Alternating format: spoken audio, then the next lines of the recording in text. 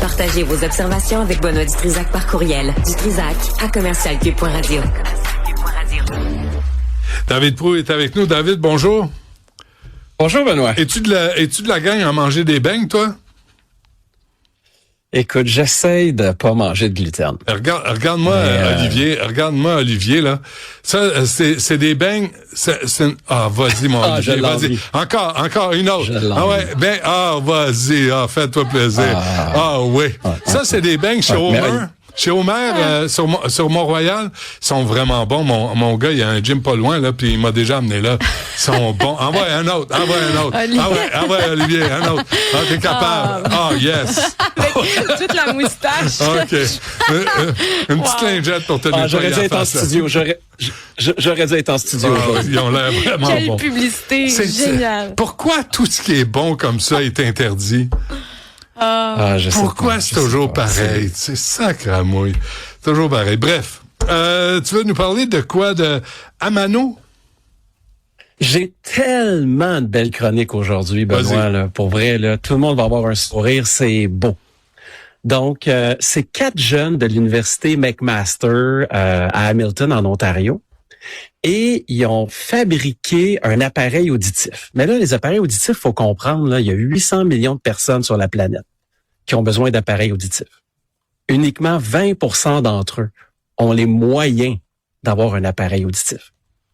Et eux, ils en ont, le coût moyen d'un appareil auditif aux États-Unis, c'est 4 700 $. Ils en ont fait un pour 20 $. Ben voyons donc. On a la vidéo. Okay. Écoute, c'est magnifique. Donc là, aujourd'hui, c'est une ode à l'innovation. Donc, ils ont pris... L'histoire, là, c'est qu'un des fondateurs, son grand-père, avait pas les moyens de même passer le test auditif. Et ils ont répliqué une image tout simple. Là, ils ont répliqué mécaniquement ce qu'une oreille fait. Et ils ont imprimé le mécanisme avec une imprimante 3D. Non. Et là, en utilisant l'intelligence artificielle, les gens peuvent prendre une photo de leur oreille. On va le voir dans quelques secondes. Mais tu peux prendre une photo de ton oreille avec ton téléphone, avec un 5 sous, un 25 sous. L'IA reconnaît la pièce de monnaie, puis la pièce de monnaie sert de référence pour les dimensions. Ça peut mesurer exactement comment ton oreille est faite et ça fait le design automatiquement de l'appareil qui va rentrer dans ton oreille parfaitement. OK, tu mets la pièce devant ton oreille, presque sur ta tempe. Exactement. Pour comparer, Exactement. pour donner une échelle de grandeur à l'intelligence artificielle de ton oreille. Et là, après, l'intelligence fait quoi? Ben, l'intelligence est capable de mesurer la photo, de prendre toutes les mesures, de comprendre, d'estimer la profondeur. Et ça fait que quand ils impriment l'appareil, ben, il fonctionne parfaitement dans ton oreille. Donc, au lieu, la vieille technique, là, qui était de mettre une pâte, puis là, tu laisses sécher tant tu l'enlèves, tu la laisses sécher, puis là, tu fais un moule, puis c'est long, puis ça prend des semaines, et ainsi de suite. Ben là, tu peux juste comme prendre une photo de ton oreille, puis l'imprimante 3D peut lancer le processus. Même les tests auditifs sont faits sur une plateforme sur les nuages, donc entièrement accessible par le web. Les gens peuvent faire leur test d'audition avec cette plateforme-là, prendre leurs photos, une imprimante 3D locale peut imprimer les pièces, quelqu'un assemble, coût total de l'opération, 20 $. Mais qui assemble ça? Instantanément. Qui va l'assembler? Mais là, présentement, faut dire une chose. Le groupe est appuyé, évidemment, c'est une start-up, là. Donc, par l'Université McMaster, Harvard, Stanford, même Anthropic leur fournit les tokens pour le calcul, pour aider les gens. Okay. Et là, ils sont à l'étape de validation au niveau de la santé et tout. Donc, ils sont en précommande en ce moment. Et là, ils sont en discussion pour obtenir des systèmes de distribution pour pouvoir justement que cette belle technologie-là puisse circuler partout sur la planète. Mais là, il y a une compagnie qui va les acheter puis qui va mettre ça à 3000 $. Écoute, j'avais l'impression que tu étais pour me poser cette question-là. Là, c'est là que je vais emmener l'ode à l'innovation et je veux faire un pivot sur qu'est-ce que Chris Arsenault, un des grands investisseurs en tech du Québec, a dit il y a 2 jours là, au Cercle canadien. Donc, en ce moment, Sonova, c'est le leader mondial en appareils auditifs. Ça vient de la Suisse. Ça vaut à peu près 10 milliards. Et les Suisses diraient que c'est un fleuron suisse. Fait qu'on va pas parler des fleurons québécois.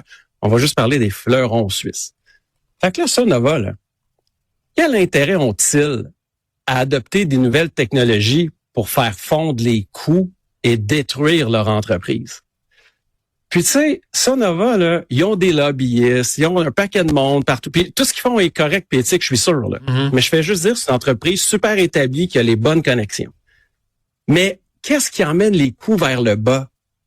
C'est pas les fleurons, c'est pas les quasi-monopoles. C'est la compétition. C'est l'innovation, c'est la compétition, c'est les startups. Moi, là, quand je vois 4 beaux Canadiens comme ça, jeunes dans une université, là, voir un problème, 4 jeunes issus de l'immigration, là. Tu sais, les fondateurs, il y en a 3 sur LinkedIn, là. Un s'appelle Harish, l'autre Aaron Yu, puis l'autre Ramin.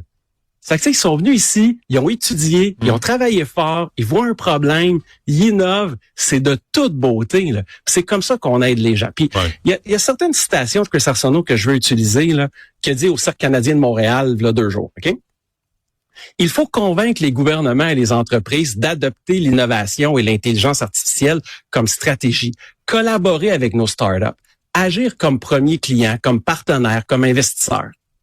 Puis là, il parle de ce qui se passe aux États-Unis. Il dit, on peut observer quelque chose de fondamental chez nos voisins du Sud. Les grandes entreprises américaines adoptent massivement les nouvelles technologies. La grande majorité du top 2000 sont des clients de start-up. Fait qu'ici, là, on aime jouer safe. Donc, on aime travailler avec le Fleuron ou la grosse business d'IBM ou le gros Fujitsu, tu sais, les grosses firmes. Mais aux États-Unis, ils n'ont pas peur du risque. C'est correct, le risque. Puis pourquoi, exemple, on dit qu'on est obligé de prendre des technologies américaines parce qu'on les a pas ici? Mais c'est parce qu'on n'a pas voulu être les premiers clients des technologies québécoises, des startups québécois, de l'innovation qu'on fait ici. Puis, vas-y. Non, mais je t'écoute puis je me dis, est-ce qu'on est presque à les combattre au lieu de les encourager? Est-ce que ça se peut? Mais t'as raison. T'as raison, parce qu'il y a un programme, gouvernemental en intelligence artificielle qui s'appelle PROM. Je sais pas si ça roule encore.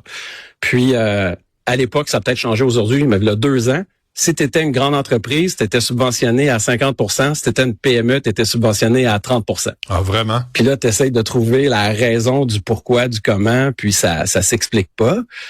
Faudrait demander à la CAQ, là, parce que c'est sous la CAQ, cette affaire-là. Puis, oui, aussi, une autre chose qui est ahurissante, c'est quand ils donnent des subventions aux grands joueurs puis pas aux petits joueurs, ben les impôts des petits joueurs servent à augmenter les salaires que les grands joueurs peuvent payer à leurs employés.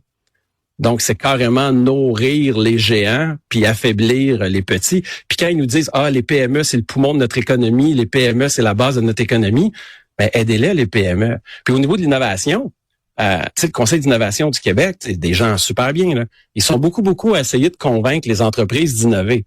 Moi, je dis, si une entreprise n'est pas assez intelligente pour innover, laissez-la crever.